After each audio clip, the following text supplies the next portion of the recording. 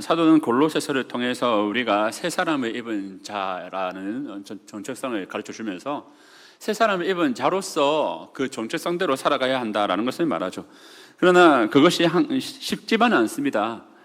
세상의 방식이 우리를 끊임없이 유혹하고요, 우리의 옛 습관이 우리로 하여금 끊임없이 옛 습관으로 돌아가려고 하는 그러한 마음이 우리 가운데 있기 때문입니다.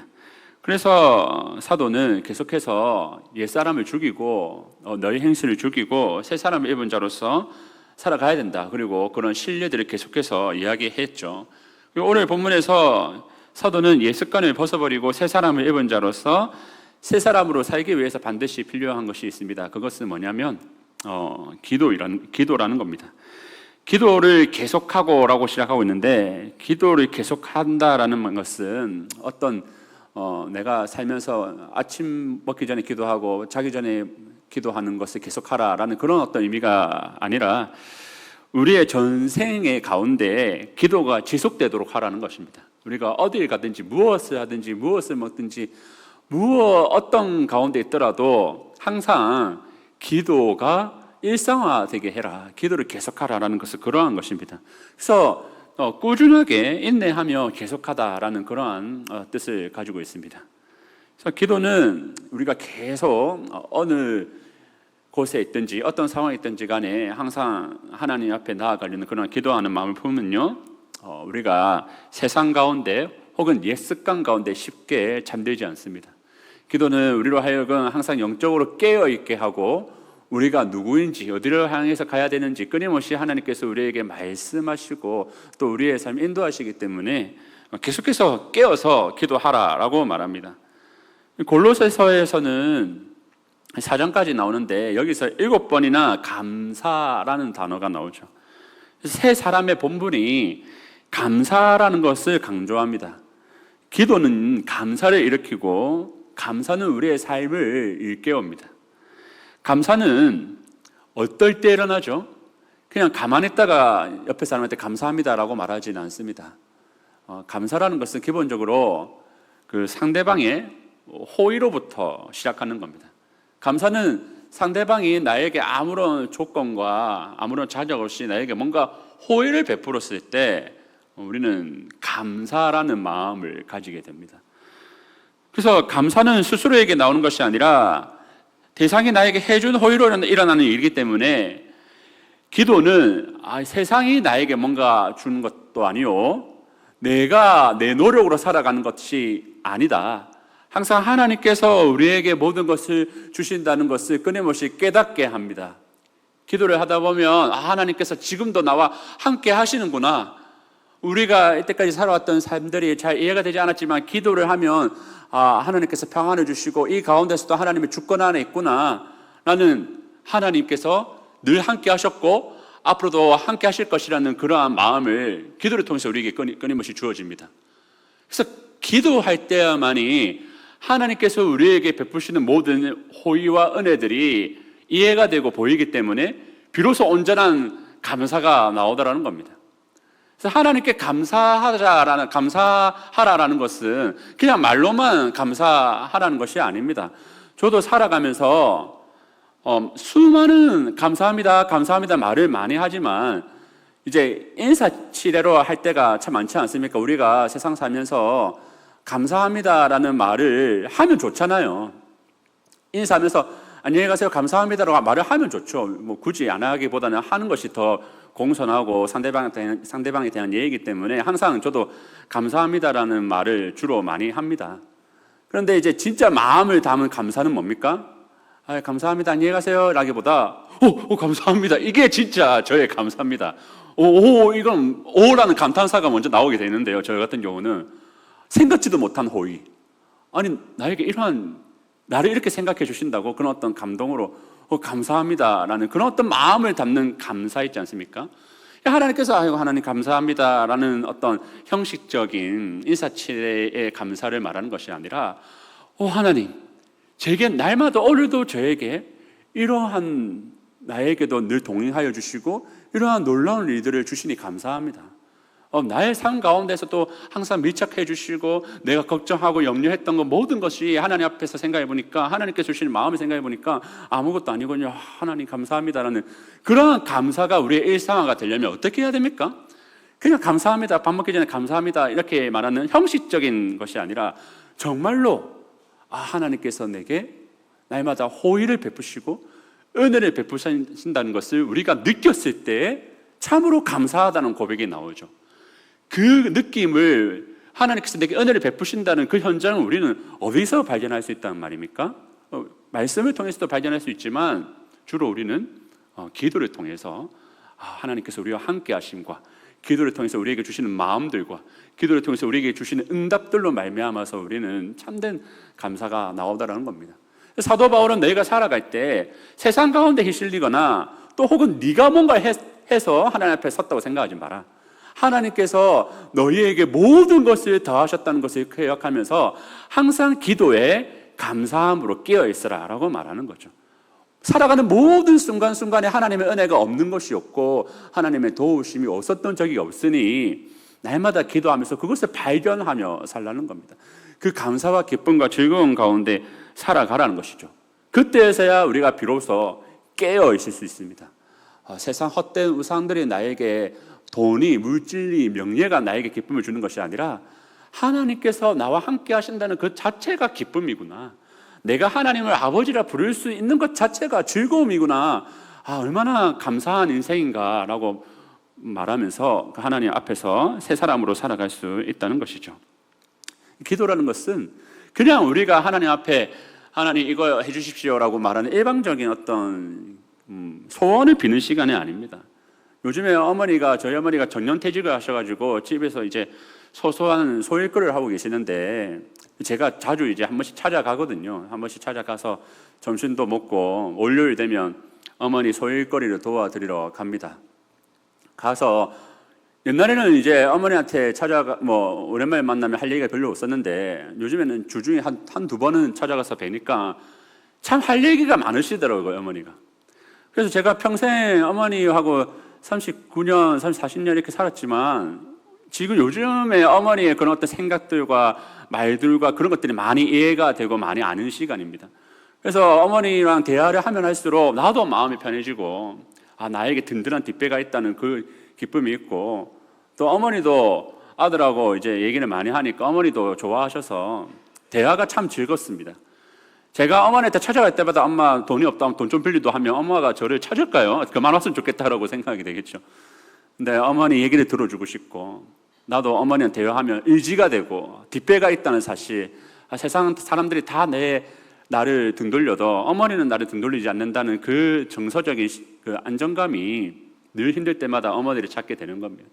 저는 이것이 기도와 크게 다르지 않다고 생각합니다. 기도라는 것이 우리의 소원만 가가지고 하나님 돈이 없습니다, 돈 좀 빌려주십시오라는 그런 어떤 우리의 소원만 얘기하는 것이 아니라 그냥 하나님께 기도하며 그 시간이 참 좋고 하나님의 뜻이 나의 뜻을 이기는 그 과정들이 참 즐겁고 하나님의 어떤 평강의 주장이 나의 마음이 걱정과 염려로 뒤덮여 있는 나의 마음이 하나님의 평강으로 잠식되는 것, 다 평안해지는 그 순간들이 참 좋아서 기도라는 것은 우리가 어딜 가든지 간에 무엇을 하든 간에 기도로 깨어 있는 것이 우리가 새 사람으로서 입은 자의 삶을 살아갈 때 중요한 우리의 무기 또 우리의 중요한 자세다라는 것을 사도 바울이 이야기하고 있습니다.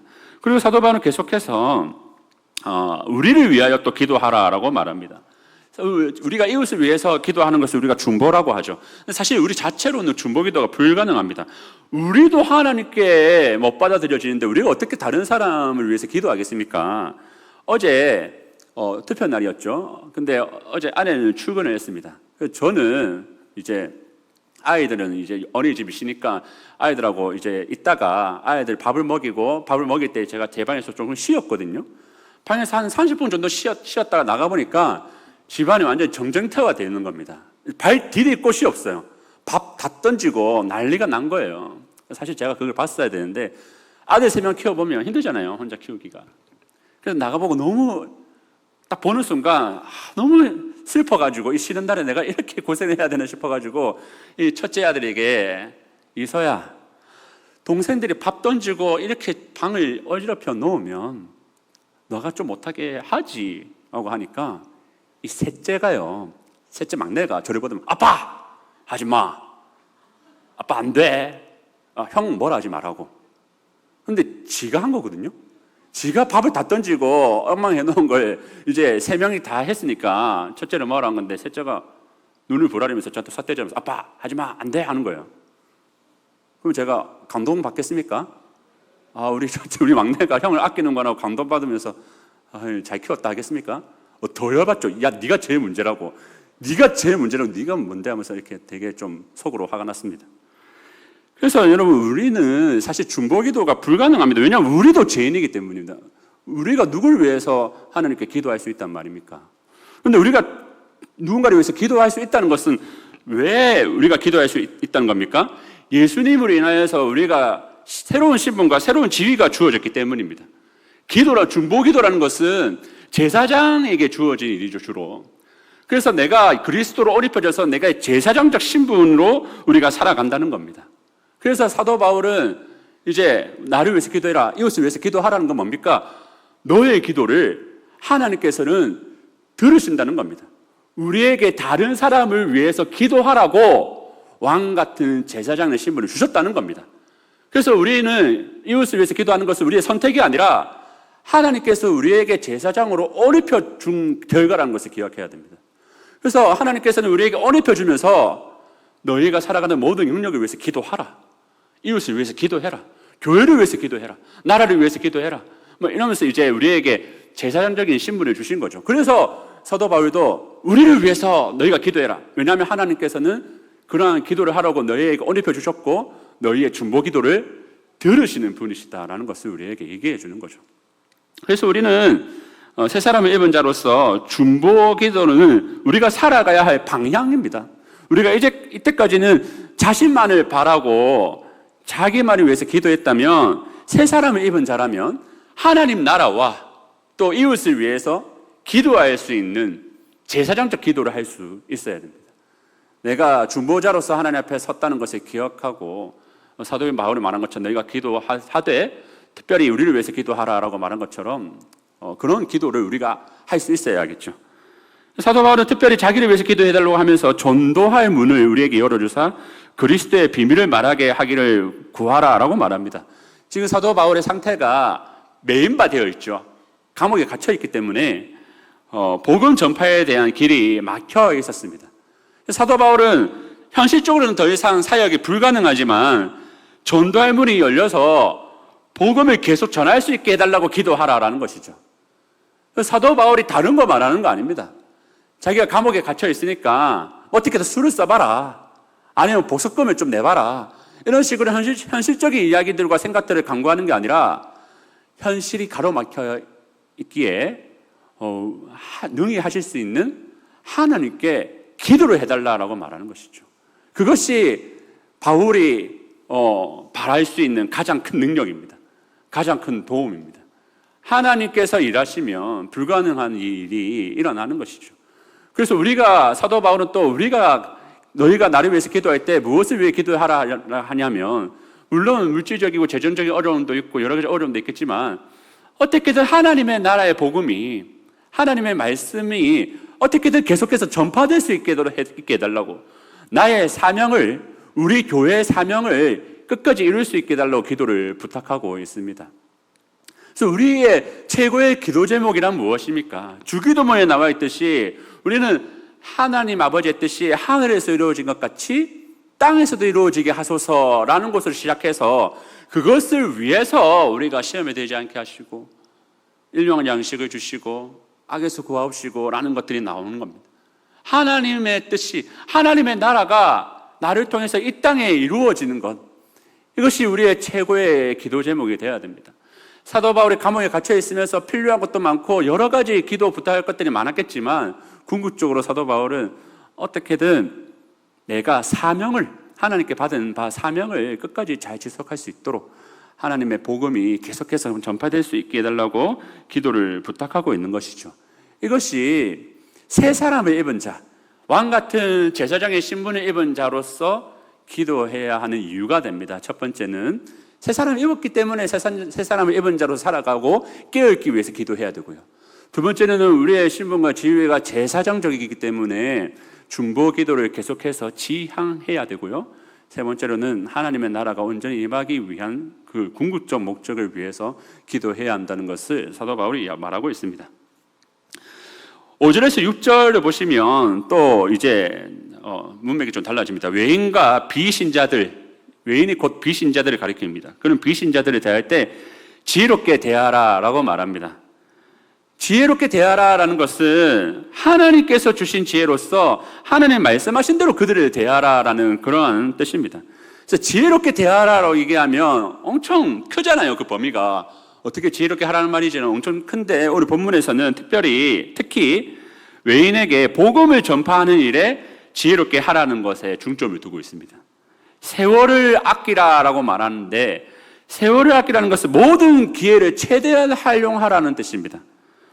이 원어의 원형은요, 아끼다, 세월을 아끼다라고 번역된 원형은 다 사들이다, 매수하다라는 뜻을 가지고 있습니다. 그래서 우리가 세일을 하면요, 앞에 슈퍼에 만약에 50% 세일을 하면 만사를 제쳐두고 거기에 뛰어가지 않겠습니까? 그 기회를 잡기 위해서. 마찬가지로 비신자들을 만날 때 어떻게 대하라는 겁니까? 그 마음으로 어떻게든 저 비신자에게, 믿지 않는 불신자에게 복음을 전하고 하나님의 말씀을 흘려보내고 선한 일로 할 수 있는 그러한, 날마다 그러한 기회를 찾는 걸로 생각하라는 겁니다. 비신자들을 바라볼 때 저들은 안 믿는 사람이니까 가까이 가면 안 돼, 나는 거룩해야 돼, 이게 아니라 외인을 볼 때마다 그들에게 하나님이 우리에게 하신 것처럼 그렇게 지혜롭게 대하고 정말 기회가 나는 대로 기회를 내서라도 하나님의 은혜와 그 하나님의 복음이 그 비신자에게 전해질 수 있도록 항상 틈타라는 겁니다. 그리고 이웃에 대할 때는 은혜 안에서 소금으로 맛을 낸 것 같이 하라라고 말하고 있습니다. 말을 할 때 그냥 경솔하게 얘기하고 함부로 하는 것이 아니라 항상 지혜롭게 하고 때를 아끼며 세월을 아끼면서 말을 할 때도 이 소금으로 맛을 낸 것 같이 말을 할 때도 은혜로 이 말에 소금을 뿌리라는 겁니다. 그냥 우리가 콩국 같은 거 먹으면 모르겠습니다. 저는 너무 밍숭밍숭해서 소금이 없이는 콩국을 먹지를 못해요. 느끼하거든요. 그래서 항상 소금을 넣어야 먹을 수 있습니다. 소금이 너무 맛있어요. 그래서 다 사람들한테 얘기할 때도 말을 할 때 그 위에 항상 뭘 뿌리라는 얘기입니까? 은혜를, 받은 은혜를 뿌리고 그 사람에게 은혜를 끼치고 하나님 앞에 우리 아까 사도 바울이 골로새 교회에서 끊임없이 얘기했던 것처럼 주께 하듯이 주님 앞에서 하듯이 끊임없이 그러한 받은 은혜를 실천하면서 그 말을 함에 있어서 항상 소금을 치듯이 은혜를 끼치는 말을 해서 그 사람들이 하나님께 돌아오도록 하라는 겁니다. 그래서 지금 사도 바울은 새 사람을 세워서 입은 자로서의 그런 어떤 기도와 외인을 대할 때 항상 복음을 전하면서 중보자의 삶을 살아갈 수 있도록 말을 할 때도 하나님께 기도할 때도 사람들에게 말을 할 때도 항상 어떠한 위치를 강조하고 있습니까? 제사장적 역할을 좀 강조하고 있습니다. 제사장적 신분으로서 하나님께 기도하고 또 이웃에게 말할 때도 항상 하나님의 은혜를 끼칠 수 있도록 그런 식으로 생각해라라는 것이죠. 그래서 옛사람으로는 항상 우리가 이웃을 대할 때 우리의 유익과 우리의 만족을 위해서 남들을 핍박하고 밟고 올라가려는 그런 습성이 있었다면, 남들을 돈으로 보고 착취하는 대상으로 바라보고 있었다면, 새 사람을 입은 자는 어떻게 봐야 됩니까? 그리스도 예수께서 우리를 바라보듯이 불쌍히 여기고 긍휼히 여기고 어떻게든 하나님의 말씀과 그 사랑을 전하고 싶어 하시는, 우리에게 어떻게든 하나님의 말씀을 전하고 우리가 어떻게든 구원을 받게 하시기 위해서 자기의 몸을 버리셨던 그리스도 예수처럼 우리도 이웃을 향해서 말을 할 때 뭐든 하든 간에 뭘 끼치라고요? 은혜를 항상 끼쳐서 말과 행동을 하라는 겁니다. 그래서 이제 우리가 보았듯이 새 사람의 제사장적 역할을 부각하면서 기도함으로 신분과 지혜를 지키고 복음과 이웃을 위해서 중보하고 이웃들에게 복음을 전할 수 있는 왕같은 제사장으로서의 삶을 사도 바울이 말하고 있습니다. 7절부터 18절까지는 이제 편지의 가해무리가 되겠습니다. 마무리가 됐는데 동역자들의 소개와 문안이 나오고 있죠. 바울이 이렇게 동역자들이 나열하는 것은 자신의 사역의 열매가 결코 혼자 다 했다는 것이 아님을 분명히 합니다. 사도 바울이 어떻게 교회를 세우고 또 교회를 굳건하게 하고 또 계속해서 선교의 역할을 잘 감당할 수 있습니까? 교회가 있었기 때문입니다. 교회가 있었기 때문에, 동역자들이 있었기 때문에 이러한 일들을 감당할 수 있었다라는 것을 이 편지의 갈무리 부분에서 수많은 동역자들이 이제 등장하고 있죠. 그래서 그들도 골로새 교회에게 이 편지를 보내면서도 너희도 이 사역에 동참할 것을 촉구하고 있는 그러한 기능을 합니다. 우리도 마찬가지입니다. 우리도 그리스도인으로서 부름받고 그에 합당한 삶을 살아갈 수 있는 것도요, 우리에게 교회가 있기 때문입니다. 우리가 한 사람의 어떤 성도로 서고 직분을 가지고 있다면 결코 혼자 걸어왔던 길이 아닙니다. 사도 바울이 이야기하듯이 우리도 그러한 간증이 있습니다. 저도 어렸을 때 목사님, 강도사님, 전도사님 속을 많이 썩이면서 자랐고요. 그분들의 기도를 통해 자랐고, 우리 집사님들, 권사님들, 장로님들의 호의와 보살핌 속에서 자랐습니다. 우리가 저번 주 오후 예배 때 우리 교회 출신이었던 그 목사님도 그렇게 이야기했죠. 그러니까 우리는 결코 혼자 자라거나 혼자 할 수 있는 사람들이 아닙니다. 하나님께서 교회로 한몸 되게 하시고 함께 자라고 함께 봉사의 일을 하게 하셨습니다. 그래서 우리도 누군가의 봉사와 섬김으로 자랐기 때문에 다른 누군가도 우리의 봉사와 섬김이 없으면 자랄 수 없다는 것을 깨닫고 모이기에 힘써야 합니다. 모이기에 힘쓰고 어떻게든 우리가 기회와 어떤 세월을 아끼는 마음으로 어떻게든 사람들을 만나고 또 우리 소그룹 모임 같은 데서 모임에 힘쓰고 또 이렇게 많이 모여서 사람들에게 봉사할 수 있는 기회, 섬길 수 있는 기회를 틈타는 대로 우리가 하나님 저를 써주십시오라는 마음으로 해야겠죠. 그래서 우리의 섬김을 통해서 하나님 나라가 발전되고 이루어져 가고 확장되는 것입니다. 그래서 바울은 먼저 두기고를 소개하고 있는데, 두기고를 너희에게 알려줄 것이다. 그는 사랑받는 형제요 신실한 일꾼이다. 주 안에서 함께 존된 자다라고 말하면서 두기고가 그 교회에 가서 바울의 상황을 설명하고 바울의 상황을 설명하면서 너희의 마음을 위로해 줄 것이다 라고 얘기합니다. 그래서 사도 바울의 두기고에게 이러한 권위를 붙이는 것은 두기고가 교회에 대해서 말하면 그게 신뢰할 만하니까 들으라라는 뜻입니다. 그리고 사도 바울이 감옥에 갇혔다는 소식을 이렇게 막 전하면 그 골로새 교인들이 얼마나 마음이 힘들겠습니까? 네. 우리의 지도자가, 우리에게 가르쳤던 그 목회자가 감옥에 갇혀 있다라는 말을 들으면 얼마나 가슴이 무너지겠어요. 그런데 두기고가 그러한 너희의 마음을 위로할 것이다 라고 말합니다. 그래서 우리의 동역자들이, 사도 바울이 정말 이 교회에 자기 동역자를 보낼 때 이 골로새 교회가 내가 감옥에 갇혔다는 소리를 들으면 무서워하고 두려워하고 때로는 도망칠 수 있는 사람도 있을 건데 뭐 이런 걱정을 하면서 아주 평안하게 아주 안심하는 마음으로 지금 골로새 교회 편지를 보낼 수 있는 이유는 무엇입니까? 자신의 동역자, 든든한 동역자, 이 사람도 하나님의 종이고 이 사람이 교회를 위로할 수 있는 그러한 하나님과 그리스도에게 붙잡혀 있는 그런 신실한 일꾼이기 때문에 안심하고 두기고를 보내면서 너희가 그 두기고에게 모든 말을 들어라 라고 말하는 거죠. 저는 이 본문을 읽으면서 나도 그리스도 예수님 앞에서 정말 이 신실한 종이다. 내가 정말 이 부족하고 연약하고 완악한 인간이지만 그래도 하나님의 말씀을 전하려고 정말 진심이고 순전한 마음을 가지고 있는 이 사람을 교회 가운데 말씀 전하는 자로 세웠기 때문에 마음이 편안하다, 안심이 된다라는 그런 마음으로 나를 보내고 계실까? 아니면 두렵고 떨리는 마음으로 오늘 제가 실수하지 않을까라는 마음으로 보내고 계실까라는 그런 생각들을 해봤습니다. 저는 우리가 이 서신서를 읽을 때 나도 누군가의 어떤 사람들에게는 정말 누군가의 어머니와 같고 아버지와 같은 성도라는 것을 기억해야 됩니다. 나는 잘 모르지만 누군가가 나의 위로와 나의 격려를 통해서 힘을 얻고 또 위로를 받고요. 또 누군가는 정말 믿을 만한 사람이라 생각해서 우리를 신뢰하고 신망할 수 있을지도 모릅니다.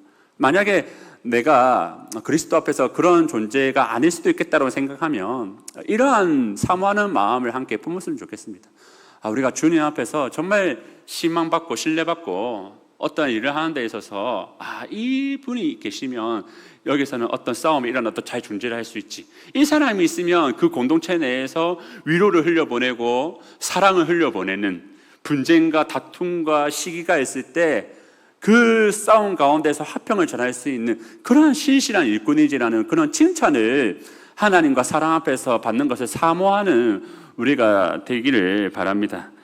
그래서 또 9절에 보시면 오네시모가 등장하는데, 이 오네시모는 여러분 잘 알듯이 빌레몬소에서 도망친 노예예요. 그 오네시모입니다.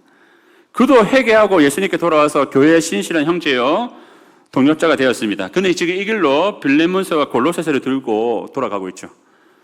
오네시모야말로 세 사람의 입은 자, 그 복음의 모델로서 적합한 사람입니다.